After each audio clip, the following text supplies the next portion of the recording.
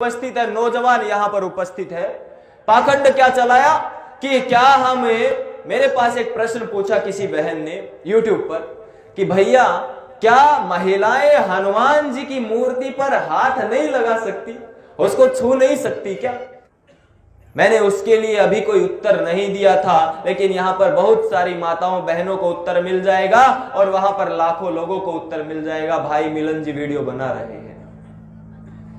देखिए, माताएं तो पवित्र होती हैं, जिस चीज को छू लेती है वो भी पवित्र हो जाती है, वो निर्मल हो जाती है, स्वच्छ हो जाती है। जानते हो ना, घर को स्वच्छ कौन रखती है? इस सारे संसार को स्वच्छ रखने का दायित्व तो एक तरह से माताओं ने उठाया हुआ है, और वो किसी तस्वीर को नहीं छू सकती। ये कैसा ढोंग, अंधविश्वास और पाखंड है। लेकिन पाखंड यहां से नहीं शुरू होता, इससे आगे शुरू होता है। ये बात ध्यान सुन लीजिए, जितनी भी हमारी माताएं बहनें हैं, आप किसी भी तस्वीर को, मूर्ति को छू सकती है, कोई यहां से लाग लपेट नहीं है। लेकिन आपको हनुमान जी की मूर्ति को छूने से अच्छा है अपने बालक को हनुमान बनाना, अपने बालक को वेदज्ञ बनाना, अपने बालक को विद्वान बनाना, अपने बालक को बलवान बनाना, अपने बालक को ब्रह्मचारी बनाना, अपने बालक को संस्कारवान बनाना। यह जरूरी है, ना कि उस तस्वीर को छूना जरूरी है। ये चीज यदि यहां से हम लेकर जाते हैं तो हमारा जीवन आगे बढ़ेगा। ये छोटे छोटे ढोंग, अंधविश्वास और पाखंड, जानते हो क्या कहकर महिलाओं को ये कहते हैं कि हनुमान तो ब्रह्मचारी था, महिलाएं उसे छू नहीं सकती। अरे ये कैसा तर्क है, कैसा लॉजिक है ये? अब किसी महिला का पुत्र ब्रह्मचारी हो तो क्या वो महिला अपने पुत्र को छूना छोड़ दे? बताइए जी, छूना छोड़ देगी? अरे उसका पुत्र ब्रह्मचारी है तो उस महिला ने, उस माता ने अपने पुत्र को संस्कार दिए हैं। और यदि हनुमान जी ब्रह्मचारी थे तो क्या हम हनुमान जी का नाम नहीं ले सकते? क्या हम अपने बच्चों को हनुमान जैसा नहीं बना सकते? वस्तुतः वास्तव में जो तस्वीर है वो केवल अपने बालकों का अच्छा भविष्य निर्माण करने के लिए ही होती है। वो आपका कोई अच्छा बुरा नहीं कर सकती। ये वेदों की वाणी है, ये ऋषि महर्षियों की वाणी है, ये महापुरुषों की वाणी है। इसको यहां से लेकर जाना है, ये जितना भी समाज यहां बैठा हुआ है। यही तो लाभ है इस कुंभ का। आध्यात्मिक लाभ यहां से हमें मिलेगा तो ही हमारे जीवन में परिवर्तन आएगा, अन्यथा तो ढोंग, अंधविश्वास और पाखंड में यहां से चले जाइए पूरे तुलसी मार्ग पर संगम तक केवल ढोंग, अंधविश्वास और पाखंड आपको दिखाई देगा। अरे यही माताएं बहनें, कुछ लोगों को यहां बुरा लग सकता है, यहां पर आगे आप जाएंगे संगम से ठीक पहले नागा साधु बैठे हुए हैं। आज ही वहां पर हमारे साथ थोड़ा सा उनका तनाव हुआ, मन मुटाव हुआ। अरे थोड़ी सी ही तो बात हुई थी, इतनी भद्दी गालियां आप सुन नहीं पाएंगे। ये उनके संस्कार है। अरे ना जाने कितने पाप करके, मर्डर, चोरी, जकारी, बलात्कार करके, चेहरों को बदल करके यहां कर बैठ जाते हैं। जानते हो क्या? अरे हमारी माताएं बहनें वहां से निकलती हैं और वो बिना वस्त्रों के वहां बैठे हुए हैं, उनको नहीं छूना है। लेकिन दुर्भाग्य इस देश का, मेरी माताएं उन नागा साधुओं को छू रही हैं और मुझसे प्रश्न कर रही है, हमें हनुमान जी की तस्वीर छूनी है या नहीं? जिसको नहीं छूना उसको छू रही है, और जिसको छूना उससे दूर भाग रही है। यही तो है दुर्भाग्य इस भारत देश का।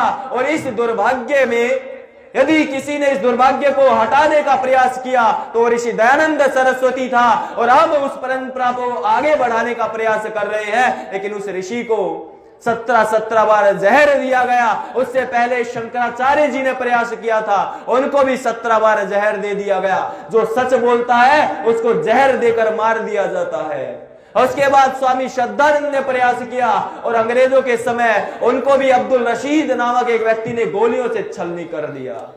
पंडित लेखराम ने प्रयास किया, चाकुओं से छलनी कर दिया। महाशय राजपाल ने प्रयास किया, चाकुओं से छलनी कर दिया। ये दुर्भाग्य है इस देश का। नमस्ते करो बस, पैर नहीं छूना। वेदों में नमस्ते जी। मेरा मानना है, मैं जिस विषय को लेकर आगे बढ़ा था, मैं ज्यादा समय नहीं लेता हूं कभी भी, और लाभ भी नहीं होता है। लाभ वो है कि हम एक पंक्ति यदि अच्छी मिल जाए, उसको अपने अंतःकरण में धारण करके आगे बढ़ जाए और उसको सुन करके निकल ना जाए। तो मैं मानता हूं जो प्रश्न उस बहन ने पूछा था, और जितनी भी माताएं बहनें यहां बैठी हुई है, मेरे भाई बंधु सभ्य समाज बुजुर्ग यहां बैठे हुए हैं, अपने अपने घरों में जाइए, समाज में जाइए और बताइए नौजवान युवतियों से, युवकों को कि ये सच है और ये झूठ है। अपने अपने मत पंथ और संप्रदाय से बाहर निकलिए और सत्य पर एक हो जाइए। बताइए कि यदि हमें एक करने वाली संस्था कोई है तो वो वेदों का उद्धार करने वाली आर्य समाज नामक संस्था है, जिसका अपना स्वयं का कोई मत नहीं है, कोई पंथ नहीं है, कोई यहां से ढोंग अंधविश्वास पाखंड नहीं मचाया जा रहा है, कोई दान दक्षिणा का लेने का, लूटने का यहां पर कोई भी हमारा संकल्प नहीं है, कार्यक्रम नहीं है। केवल सच आप जान जाए, इसीलिए यहां पर हमारे भाई दिन रात पुरुषार्थ कर रहे हैं, रात को भी नहीं सो रहे हैं, लगे हुए हैं दिन रात।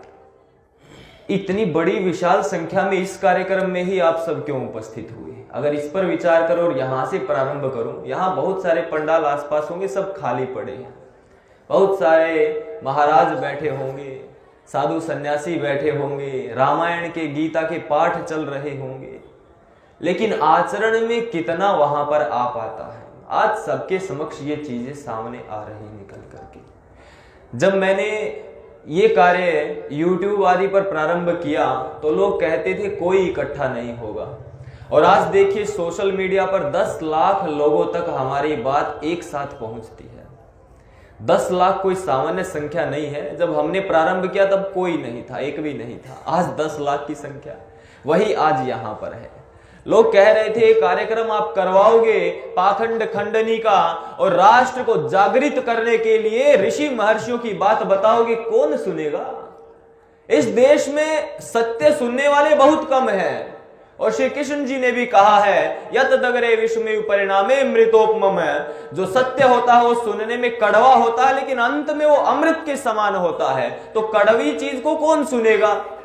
और आप तो कड़वी चीज दोगे, लेकिन आज देखिए उस कड़वी चीज को सुनने के लिए ही इतनी विशाल संख्या में यहां पर जन समुदाय उपस्थित है। इसके लिए मैं आपको नमन करता हूं, आपका अभिनंदन करता हूं।